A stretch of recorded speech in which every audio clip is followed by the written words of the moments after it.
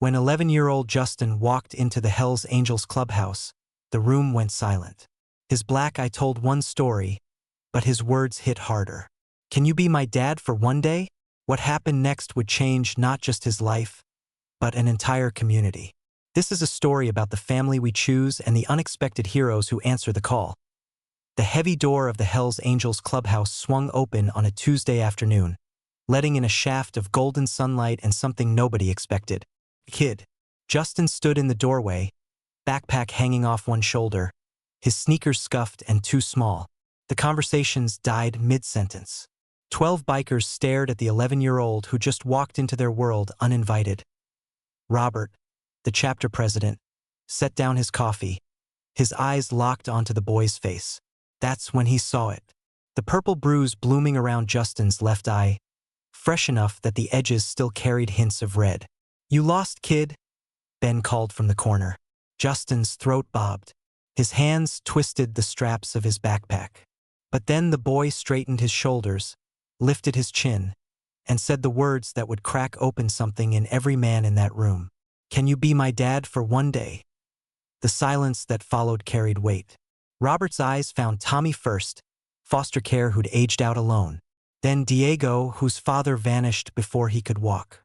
Ben's hand unconsciously touched his ribs where his old man's belt had left permanent marks.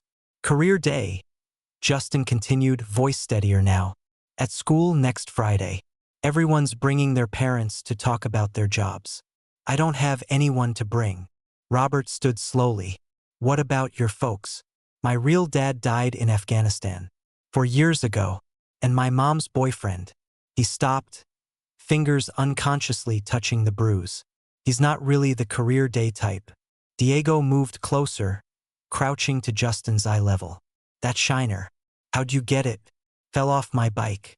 "Try again." Justin's facade crumbled. "Dale, that's my mom's boyfriend. He gets mad when she's at work. Yesterday, I forgot to take out the trash." His voice dropped to barely a whisper. "He said I was useless, just like my dead dad." The temperature in the room seemed to drop 10 degrees. Ben's jaw clenched.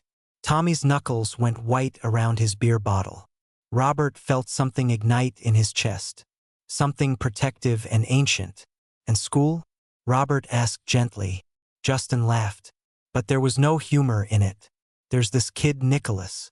He and his friends corner me every day. They call me orphan boy, push me into lockers, steal my lunch. Last week they threw my dad's dog tags in the trash. I had to dig through garbage to find them." Robert remembered his own school days.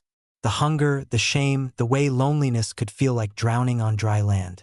"Why us?" Tommy asked. "Why the Hells Angels?" "Because you're not afraid of anyone." Justin's eyes were bright now. "Nicholas's dad is some big lawyer. Nobody stands up to them. But you guys, everyone respects you. Everyone's a little scared of you.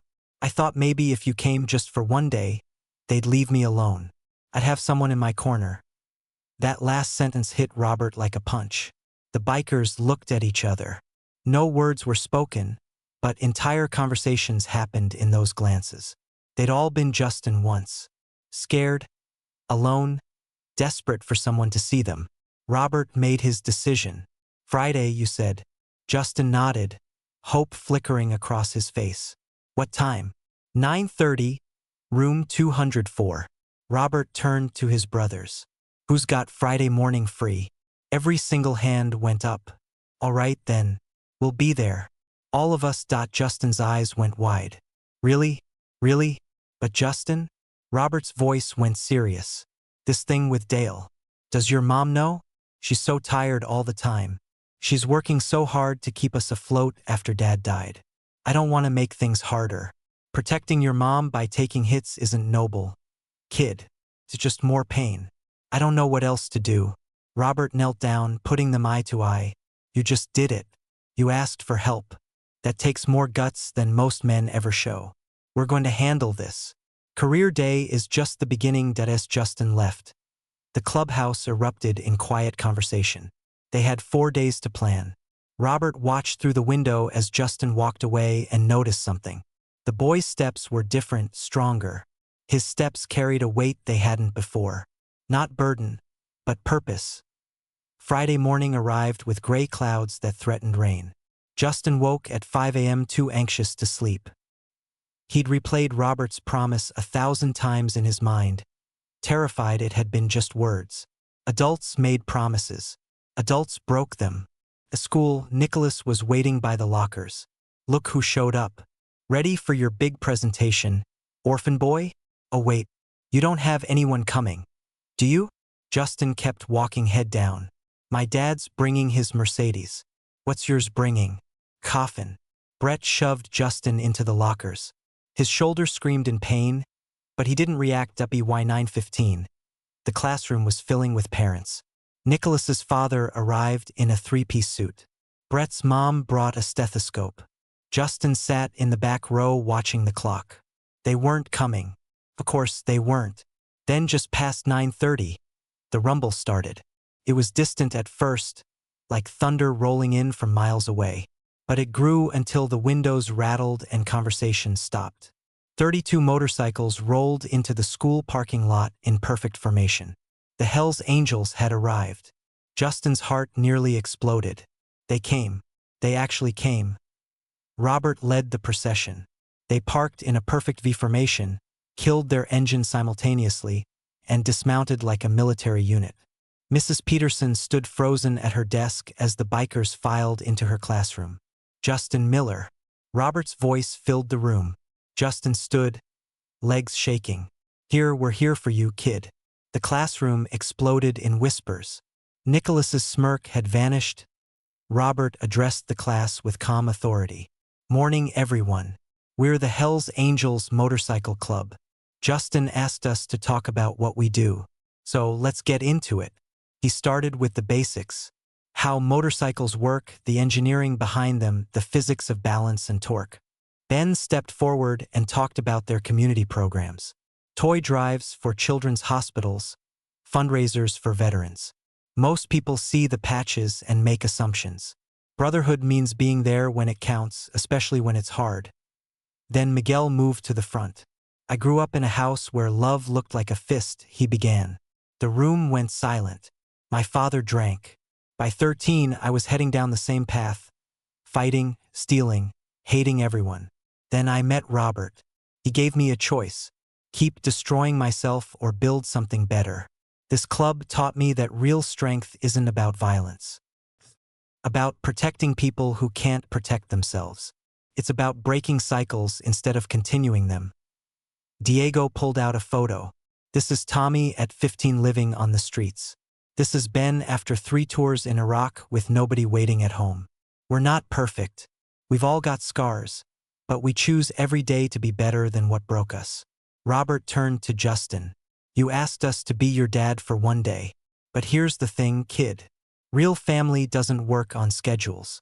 You're stuck with us now. The entire class erupted in applause.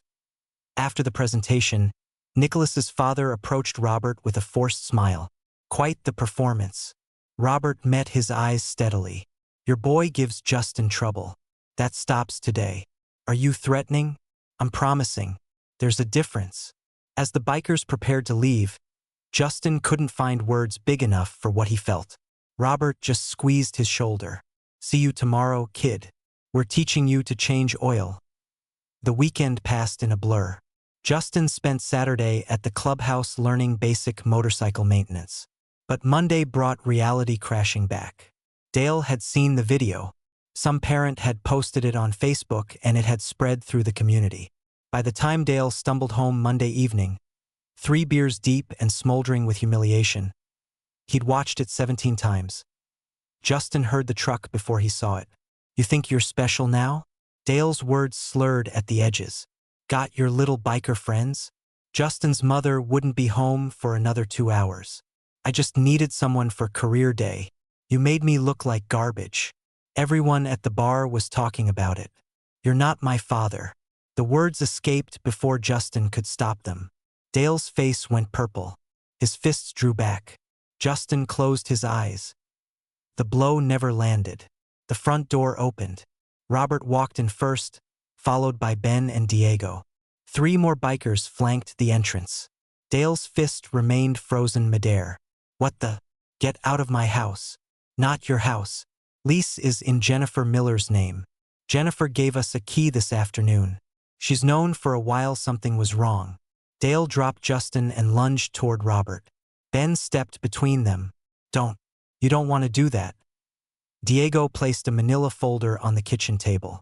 Open it, he told Dale. Inside were photographs. Justin with bruises over the past 6 months. Time-stamped. Medical records from the school nurse. Text messages Dale had sent Jennifer. Justin's school nurse has been documenting for months. Robert explained. We talked to a lot of people this weekend. Turns out you've left quite the trail. Ben pulled out another document. Protective order ready to file. Here's how this works. You have 2 choices. Choice 1. You pack your things, you leave tonight, and you never contact Jennifer or Justin again. We'll hold on to these files, but we won't file them. And choice 2, we file everything tonight. Police get involved. Child Protective Services gets involved. You'll be arrested by morning. Your call. Dale deflated. I need an hour to pack. You've got 30 minutes. Less than half an hour later, Dale's truck pulled out of the driveway. When Jennifer arrived home, she found her son sitting at the kitchen table surrounded by 6 bikers eating pizza. Is he really gone? He won't be back. She collapsed into a chair as tears came. Why? Why would you do this for us? Robert looked at Justin. Because someone needed to. And because that kid was brave enough to ask that in the weeks after Dale's departure. The clubhouse became Justin's second home. His grades improved. The bruises faded. His mother smiled more. But Robert noticed something else. Nicholas had stopped bullying Justin completely but looked worse. Quieter, withdrawn, with dark circles under his eyes. Ben made some calls. Nicholas's mother had died years earlier. His father had been drowning in grief ever since. Drinking became the only way he could function. The next morning, Robert and Ben showed up at Tom Bradford's office unannounced. Your son is drowning, Robert said simply, and you're too drunk to notice. When's the last time you had dinner with him? Sober. Tom's silence answered. We know about the drinking, Tom. Ben's voice was gentle. Pain so big you need to numb it just to survive. Tom sat back down heavily. I don't know how to be a father without her. Robert pulled up a chair. My daughter was 7 when her mother left. One night, I came home and found her making dinner because I was too wasted. That was my rock bottom. It's not too late for you. Ben slid a business card across the desk. Veteran Support Group meets Tuesday and Thursday nights. Your son needs his father back.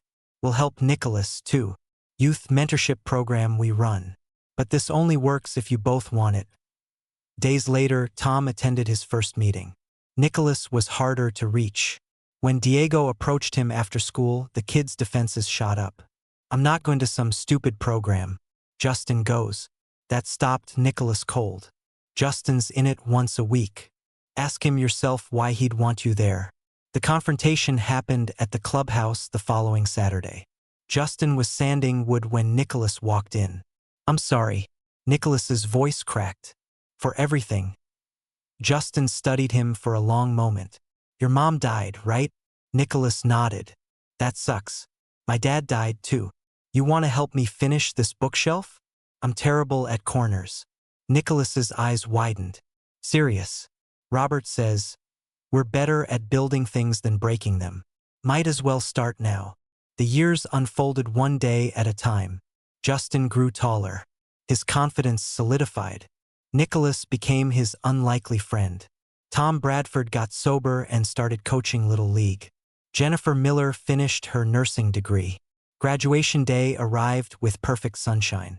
Justin stood at the podium in his cap and gown. In the third row sat his mother. Behind her, 32 bikers in leather vests stood against the back wall. Everyone talks about family like it's just biology, Justin began. But I learned something different. Family is the people who show up when your world falls apart.